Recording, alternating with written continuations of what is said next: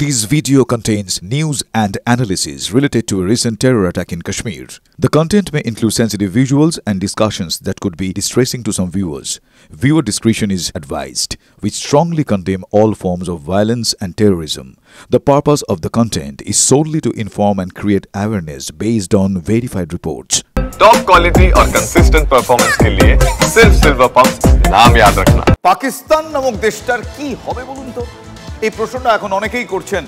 ভারতের যে গুঁতো, সেই গুঁতো আদৌ ভারতের পড়শি দেশ পাকিস্তান কি সামলাতে পারবে?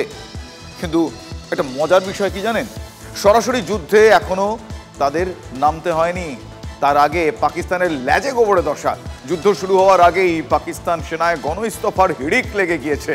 বন্ধু চীন থেকে কেনা এয়ার ডিফেন্স সিস্টেমও মুখ থুবড়ে পড়েছে। যুদ্ধ শুরুর আগেই পাকিস্তানের লেজে গোবরে দশা। যুদ্ধ শুরু হলে কি করবে পাকিস্তান তা তো সময়ই বলবে। পাকিস্তান মুখে বড় বড় কথা বলে, কেউ কেউ আবার পরমাণু যুদ্ধের ভয়ও দেখাচ্ছে, কিন্তু পাকিস্তান যুদ্ধ করতে পারবে? ভারতের ভয়ে এমনিতেই ভুলভাল বকছে তারা। নিজেদের অবস্থা সামলাতে গিয়ে আরো নাজেহাল পাকিস্তান। সে দেশের সরকারের উপর, সেনা প্রধানের উপর পাক সেনার কোনো ভরসাই নেই। সীমান্তের ওপার থেকে আসছে সব থেকে বড় ব্রেকিং। পড়শি দেশের পাক সেনা প্রধান জেনারেল মুনিরের ওপর বিশ্বাস রাখতে না পেরে পাক সেনার সদস্যরা একে একে ইস্তফা দিতে শুরু করেছেন। সেনা প্রধানকে চিঠি লিখে গণ ইস্তফার কথা জানালেন লেফটেন্যান্ট জেনারেল আহমেদ বুখারি। গত 48 ঘন্টায় ইস্তফা দিয়েছেন অন্তত 250 অফিসার ও 1200 জওয়ান। পাক সেনা প্রধানকে লেখা বুখারির চিঠিও ভাইরাল। পদত্যাগের কারণ হিসেবে দেখানো হয়েছে অসুস্থতা ও মানসিক চাপ। মানসিক চাপ তো হওয়ারই কথা।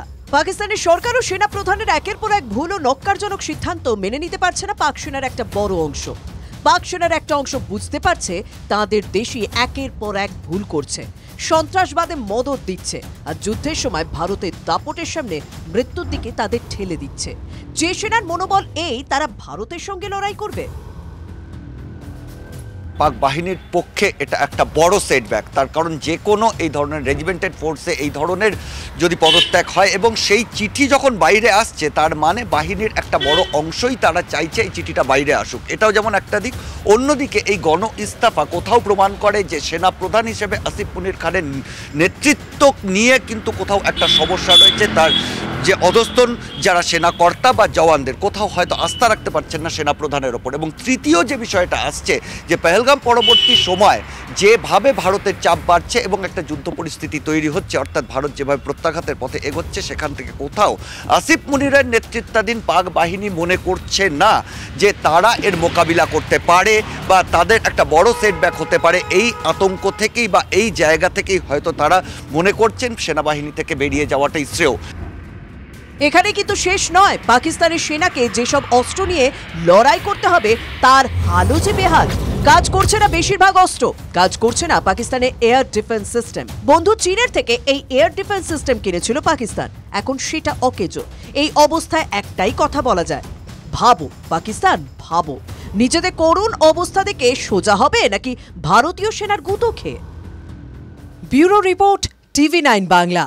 ভারতের প্রত্যাঘাতের ভয়ে পাকিস্তান কাঁপছে। নিজেদের আকাশ সীমায় বিমান চলাচল নিষিদ্ধ করল পাকিস্তান। ইসলামাবাদ থেকে লাহোর বিমান চলাচলে নিষেধাজ্ঞা জারি। 30 এপ্রিল পর্যন্ত বিমান চলাচলে নিষেধাজ্ঞা জারি করলেন তারা।